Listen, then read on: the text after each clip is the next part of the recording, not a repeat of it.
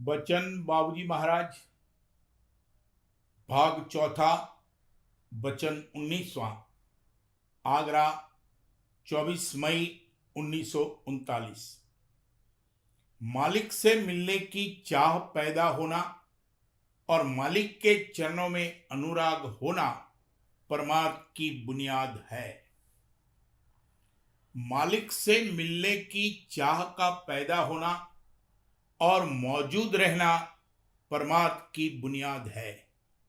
चाहे दुनिया की हजारों और लाखों चाहें भरी पड़ी हों, लेकिन अगर उनके संग में एक किनका मात्र चाह इस बात की है कि हमको सच्चे मालिक का दर्शन मिले और हम उसके धाम में पहुंचें, तो धीरे धीरे सब संसारी चाहें कट जावेंगी और दूर हो जावेंगी और उसी कदर परमार्थ बनता चलेगा। मगर वो चाह सच्ची होनी चाहिए, यानी मालिक से मालिक ही को मांगे।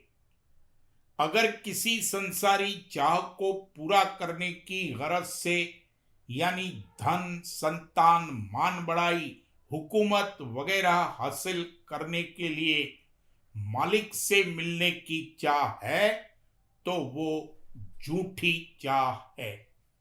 उस चाह से परमार्थ नहीं बन सकता और न सच्चे मालिक के दर्शन प्राप्त हो सकते हैं।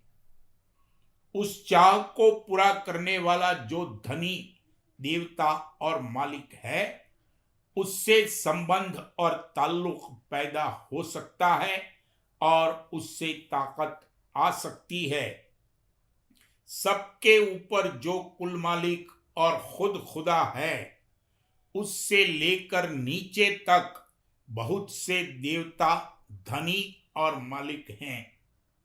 देवी देवता, दुर्गा, भवानी, काली वगैरह, बल्कि भूत प्रेत वगैरह को लोग पूजते और मानते हैं और उनके पूजने से किसी किसी को कभी गैर मामूली ताकतें भी हासिल हो जाती हैं।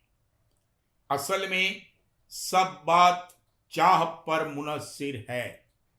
जैसी जिसको चाह होगी, वैसी ही शक्ति से उसका खुद ब खुद ताल्लुक पैदा हो जाएगा और चाहे उसको मालूम हो या न हो, वो अंतर में उस वक्त उसकी उपासना कर रहा है। वो शक्ति उसका उपास्य है। कहने का मतलब ये कि अगर दुनियावी चाहें बड़ी प्रबल हैं और सिवा दुनिया के सामान और संपत्ति के कुछ नहीं चाहता है, तो कम अज कम उस वक्त में परमार्थ के बनने की कतई गुंजाइश नहीं है। पहली चीज जो कि परमार्थ के लिए लाजमी है, वो ये है कि सत्य अनुराग पैदा हो। संत मत में नीरे त्याग और बैराग की कुछ महिमा नहीं है और ना उन पर जोर दिया जाता है। संत मत की कार्रवाई बनने के लिए प्रथम सत्य अनुराग की जरूरत है। सत्य अनुराग स्वयं अनुराग है। कुल मालिक जो के सर्वोपरि और सर्वसमर्थ और सर्वशक्तिमान है, उसकी अंश सूरत हर एक इंसान में मौजूद है, मगर इस वक्त गुम और सोई हुई व दबी हुई है। जब वो जागने लगे, तब अपने अंशी मालिक के प्रति स्वयं अनुराग उसमें उत्पन्न हो और तभी परमार्थ का बनना संत मत के अनुसार शुरू हो सकता है। राग राग से ही कटेंगे। जब मालिक का अनुराग जो कि स्वयं अनुराग और सत्य अनुराग है पैदा हो, तब संसार के राग धीरे धीरे जाना शुरू होंगे। जिस कदर संसार के राग कम और दूर होते जावेंगे, उसी कदर अनुराग बढ़ता जाएगा मुंह के कहने से न संसार के राग जा सकते हैं और न अनुराग ही पैदा हो सकता है। संसार के राग और काम कुछ तो जरूरी हैं, कुछ गैर जरूरी हैं, पुरानी आदत की वजह से हैं। इनमें मुनासिब नामुनासिब जायज नाजायज वगैरह का ख्याल कर रखते हुए बरतना पड़ेगा और इस प्रकार संसार में जीवन व्यतीत करना होगा कि दिन ब दिन इनमें कमी होती जावे और मालिक से मिलने की चाह और अनुराग बढ़ता जावे।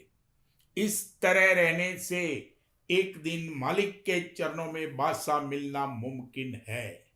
मालिक के चरणों से बढ़कर कोई ऊंचा स्थान नहीं है।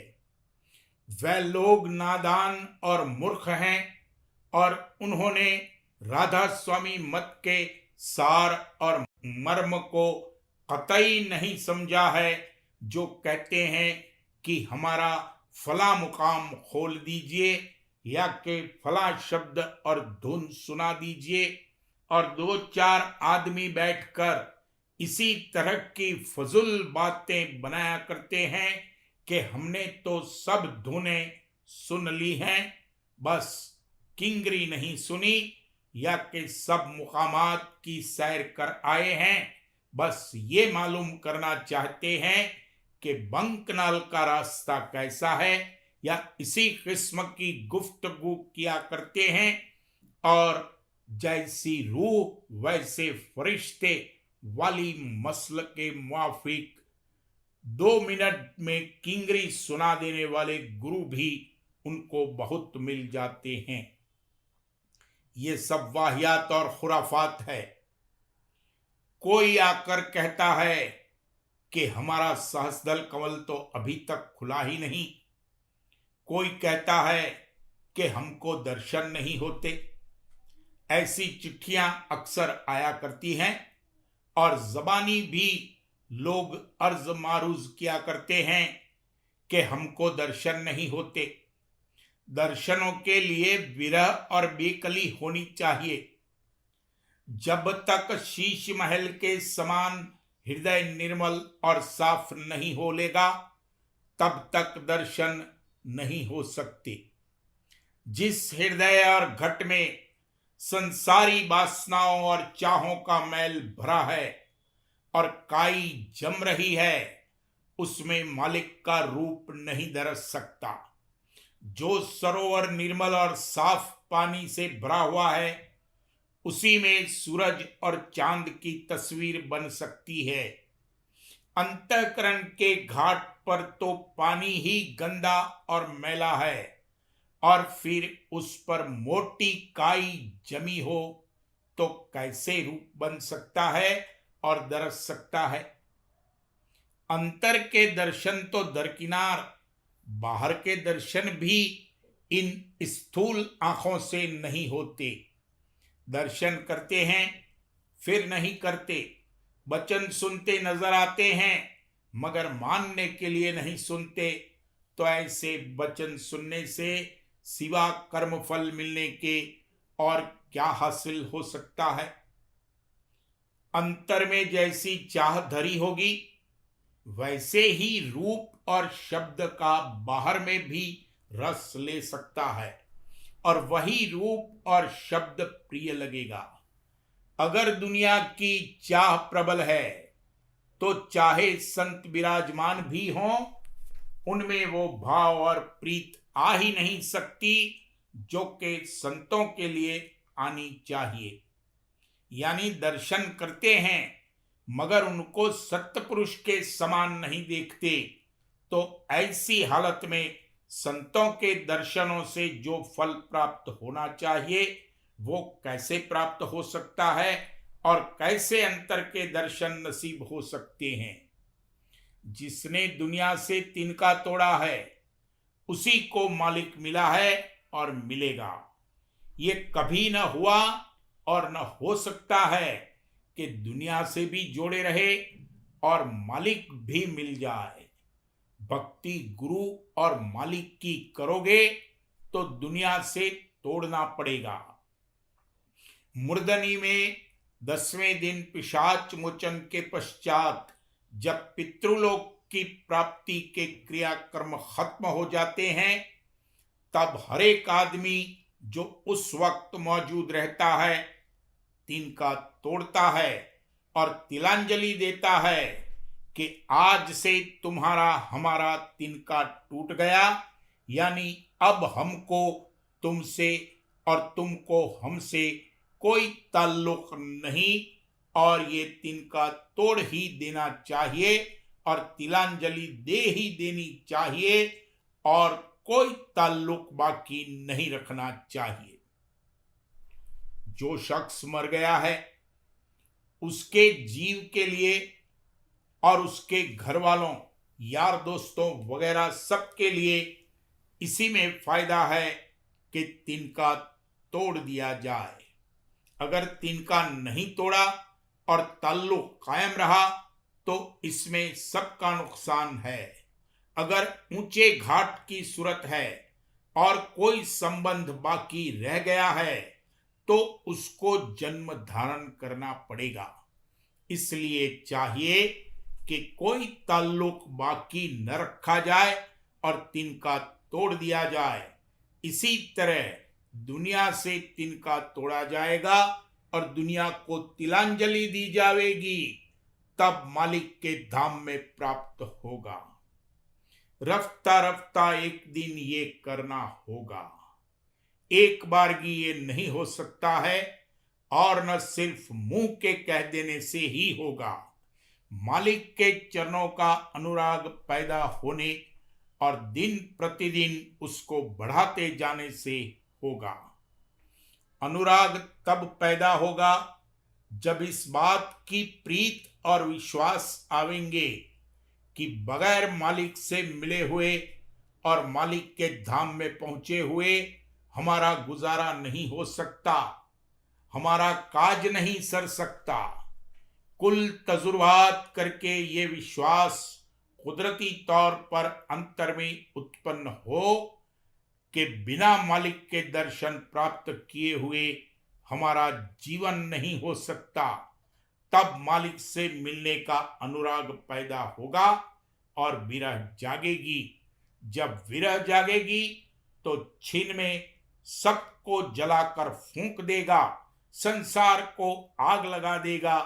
स्वामी जी महाराज के समय में ऐसे भक्त थे जिन्होंने घर और संसार को आग लगाकर भक्ति की, और जब तक ये न किया जाएगा शीतलता प्राप्त न होगी।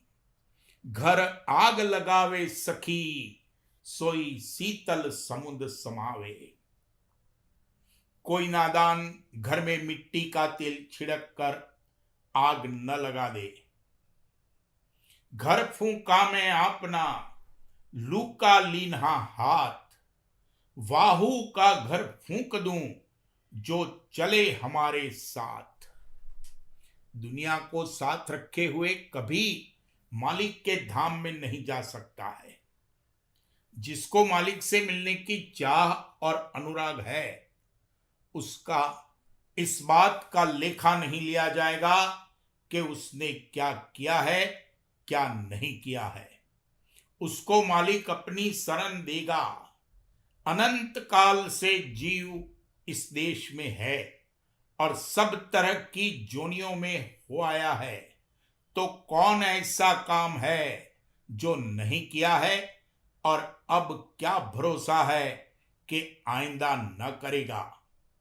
मालिक सब जानता है, लेखा नहीं लेगा।